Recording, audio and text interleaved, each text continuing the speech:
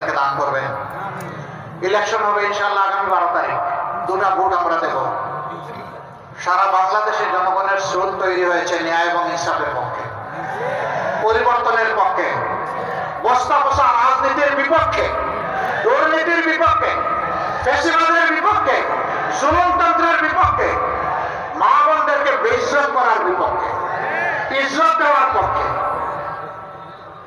কিছু মানুষ এই অবস্থা দেখে তারা মাথা গরম হয়ে গেছে।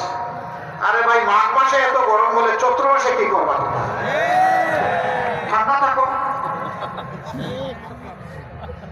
বাংলাদেশের যুবকেরা জানিয়ে দিয়েছে রায় দিয়ে, আমরা ইনসাফের সাথে আছি, আমরা পরিবর্তনের বাংলাদেশের সাথে আছি।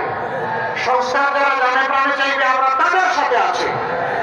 অলরেডি 5টা সর্ববৃহৎ পাবলিক বিশ্ববিদ্যালয়ের ছাত্রছাত্রীরা এটা জানিয়ে দিয়েছে।